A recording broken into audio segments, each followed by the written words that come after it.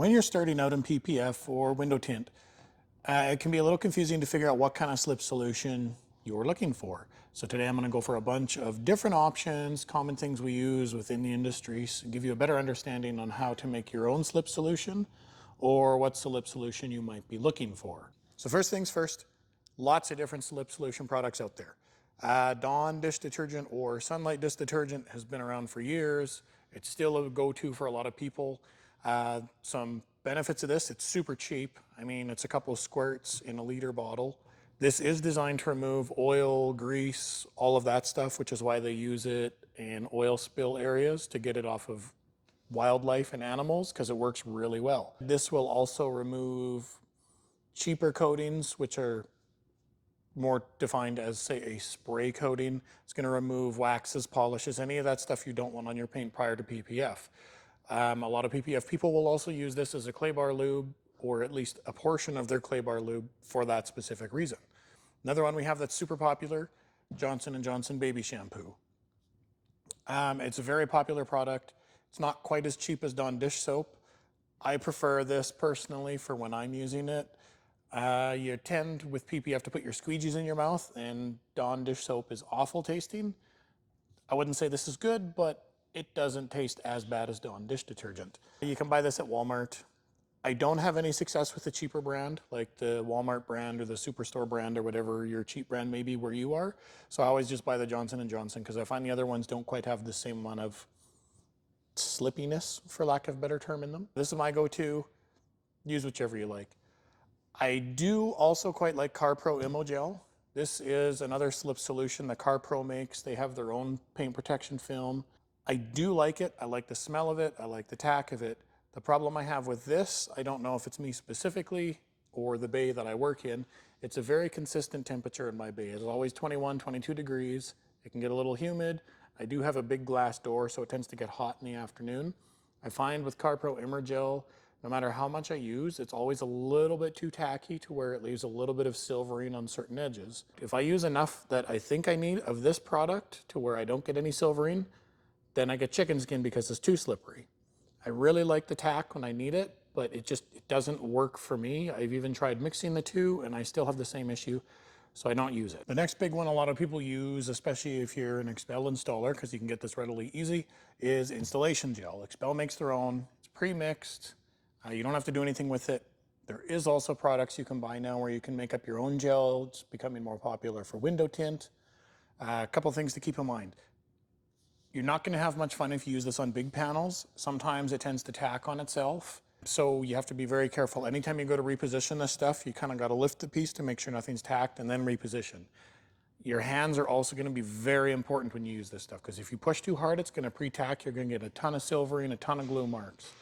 I really like this for small, difficult pieces, or I use it on bumpers because I can get through them really fast and it holds the other side while I work on one side. It's a very handy tool as long as you use it correctly. You just have to go in knowing you have to handle this a little bit differently. Now there is other products out there. Ape has a product, you just mix it with water, dilution, like a foaming product almost. It is good. I find it very expensive for what it is. If you're a beginner, it might help just so you get your squeegee strokes, because you can see everything that's going on underneath there. When you're squeegeeing back and forth, you can see the foam underneath, so you know exactly where you're missing.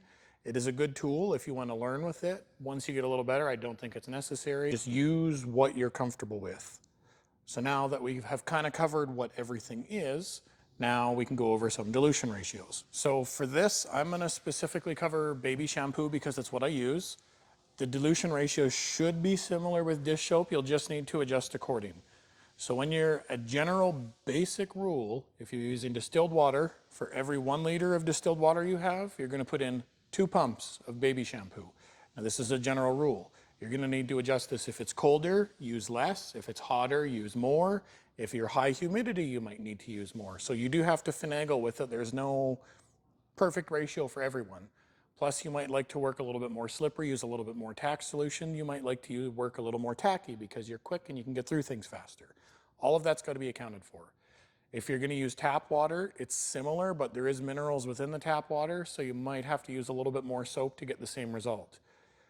Go with the basic rule, 1 liter of distilled water or 1 liter of tap water, 2 pumps and adjust from there. Now, if you're finding this helpful at all when you're a beginner and you want to see more, maybe smash that like button for me. If you really like, leave me a comment of something you may want to see that you struggle with a beginner, and I'll try to get that covered for you in a future video. If you want to make sure you're not wasting material, use it on a small piece like a fender. Fender pieces aren't very big, maybe this big. If you got to reprint one, no big deal. Don't jump right into a full hood, because then if your solution is off, you're going to have a heck of a time trying to get that hood on there. When you have something like a keg, it's going to follow the same rule. You're going to use the same dilution ratio, you just need to know how much water this holds. I have this one kind of figured out. I use a little bit more. My bay's hot. My bay tends to get pretty humid. And I have big glass door, so that sun just does weird stuff with my slip solutions.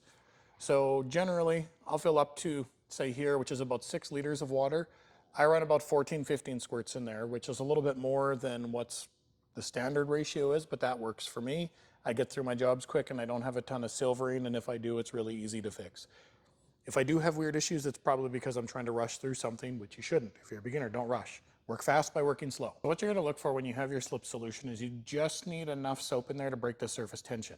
If you spray water on here and all you see is water droplets, you don't have enough soap in there. That means your surface tension is still there and you're going to not have fun putting that piece on. So this is my clay bar lube. This isn't exactly what I use, but it illustrates this a little better. So if you're spraying it on, there's a couple little spots up here just where there's not enough soap. But if you just spray it, you can see it's kind of like a flat, smooth surface with just a hint of soap showing. This is what you're looking for. So when I put that panel on here and I spray the other side of the piece before I put it on, this is going to slide really easy. That's what you want. If you spray this and you go and you put your piece of PPF on here and it just sticks, you don't have enough soap. So you need to go back, just remake your solution. And keep in mind, if you have your smaller bottles like this is a better trial and error spot than filling up your keg and then having to constantly change it. If you have a battery powered keg, it's super easy, you just add extra. But if you have a pump and spray, or you have one that you have to fill up with compressed air, it's going to be a little more tedious for you to constantly change that ratio. So experiment here. If you need to, fill this up, dump it in your keg, fill it up, dump it in your keg, and just keep doing that until it's full, till you know your ratios. It's tedious, but once you get it figured out, it's not hard after. Once you get your ratios dialed in, you can just get one of these. I got this at the dollar store. It was $1.25. Once you get everything dialed in, it's just a matter of, I put 6 liters of water in, now I put 30 mil in. If you like it precise, keep doing the same thing over and over. If you don't like it precise and you just like to wing it, you can kind of guess. For window tint, to be honest, I kind of guess most of the time, because every window is a little bit different.